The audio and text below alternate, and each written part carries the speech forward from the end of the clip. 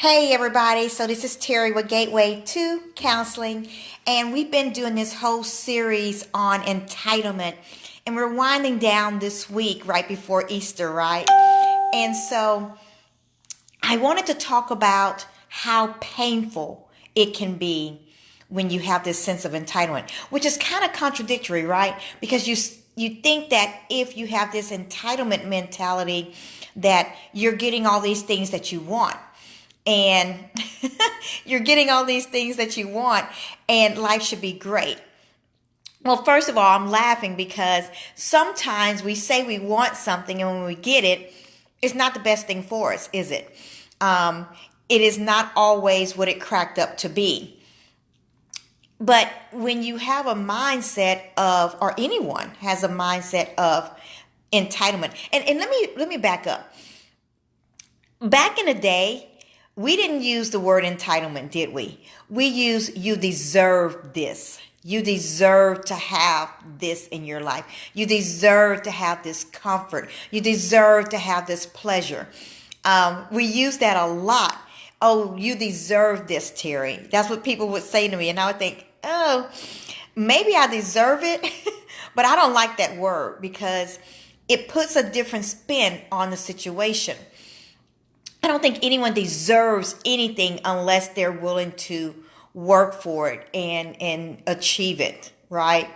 I shouldn't just be able to, for example, sit on my butt all day and not work and not have any investments and not have plans and have a good life. I don't deserve that. If I cross the right T's and dotted the right I's, then yeah, it's not a matter of deserve. It's just a consequence of what I've done, right?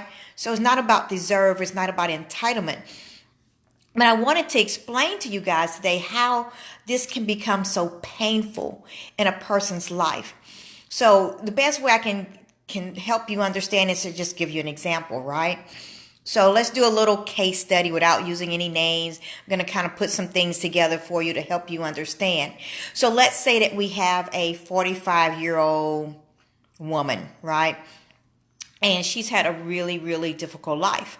Let's say that at the age of 9, she was sexually abused by her dad. By age 12, she was sexually abused by her uncle. And she developed this mindset of, I deserve comfort in my life. And when she's only 12, maybe that comfort came from overeating, eating ice cream and cakes and pies, my favorites. And, she would comfort herself to the point that she started gaining a lot of weight. But she felt she deserved this comfort because of the heartaches that she was going through. And we can all admit what she was going through was awful, right? I mean, it's bad. But the situation that she decided to cope with the situation in a pretty bad way. And then later when she's around 15, she's not being abused anymore. She's never told anyone about it. She's kept it a secret. She had a lot of fear about how her family would react. Would they blame her? Those kind of things were going on in her mind. And so she still struggled with this pain, but she felt like she deserved to be happy in her life. She deserved not to have that pain. She was entitled to have a good life. And so she decided she was going to start having a good life. And part of that entitlement was that she would go out and do drugs, right? And that became a part of her life to the point that her grades suffered. She had been an A, B student. Now she was making D's and F's and barely passing and having to go to summer school. And finally she graduates and she decides she's not going to college because now she thinks she's not that smart, but she deserves a good life. So someone deserves to give her a good job making the amount of money she would make if she had gotten a degree in college, right? And so she's struggling with this because she keeps searching for this job that's going to pay her what she thinks she deserves. But she doesn't deserve it because she didn't go to college and she didn't graduate and she didn't do all the things that people who are making that salary have done. Let's say, for example, that she gets a job working in an attorney's office and she's an office assistant. And she's a really good office assistant.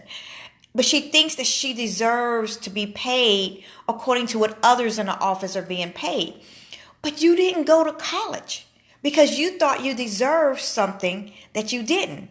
Back in high school, you made some drastic mistakes about not going to classes and not getting your grades. You thought smoking marijuana was okay and cool, that it was going to help you to cope with various things that you were feeling in your life.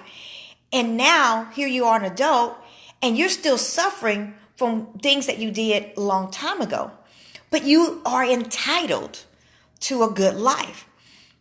And now because you're struggling financially, you have a good job, but you're struggling financially because you deserve to go out to lunch every day with everyone else in the office who's making really big money. You deserve to go out to dinner on the weekends with your friends and spend lots of money on these nice extravagant meals with bottles of wine. You deserve to have the fancy purse. You deserve to have all the high heel shoes that cost a lot of money. You deserve to have these clothes. And before you know it, you deserve so much. You're entitled to so much in life that you can't afford to pay for your rent at your apartment. Do you see how this becomes painful? And let's not even think about if you have kids in your life. Because, they're entitled to this certain lifestyle, right? We're going to go to rodeo and spend $300-$400 today because my kids deserve this. They're entitled to a good life. Everyone else is living a good life. Well, that might be true. And I don't know everybody else's finances. But when you start having the entitlement mentality that you deserve all these nice things in life, but you're not working for those nice things in life, then you're going to suffer, people. I mean, it's just as clear as day. To me, it's about rewards and consequences, blessings and curses. I know people don't like to hear those words, blessings and curses. But I believe that if I am living my life according to the will of God, then I am going to be blessed. And I'm going to be content with what I have. I'm not going to try to believe that I am entitled to what everyone else has because I don't know what they went through to get that. I know a couple who has a really, really nice lifestyle. You know, the big house, the pool, all these things. And no one knew. They were making money because he was a pimp and she was a prostitute, high-class prostitute. Had a regular day job working for United Way. And, but that was their thing. And so they were making a ton of money. She would fly out to Washington, D.C. and make her little money and come on back. And people thought, oh, well, wow, they have a nice lifestyle. Yeah, they did, because they were doing some things that was not quite what you and I would want to do, right? So I don't know how people get their money. I have no clue. But what I do know is that if I follow a certain lifestyle, then as a reward consequence of blessing, cursing, I'm going to reap the rewards of what I'm doing. If I go to work every day and let's say that I'm working as an office assistant somewhere, but I know that I'm capable of more and I am, I should be getting paid more. Well, then what does it take to get that? Does it take me going back to school and taking some classes? Because maybe that's the only way. I have to look at everyone else in our company and say, okay, they're getting paid this amount of money. What degrees do they have behind them? What experience do they have behind them? What are their job descriptions? What role do they play in the company?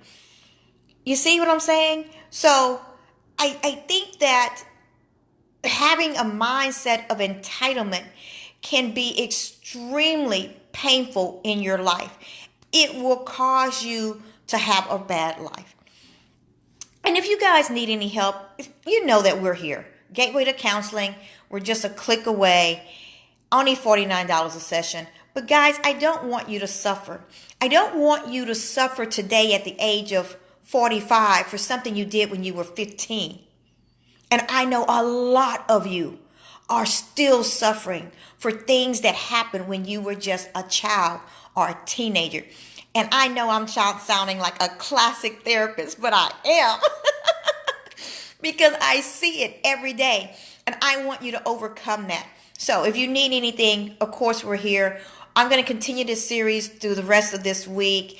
I'll probably do a live video for the next couple of days, wrap all this up, tie it all together, and put a bow on it as we get ready for the Easter celebration, okay?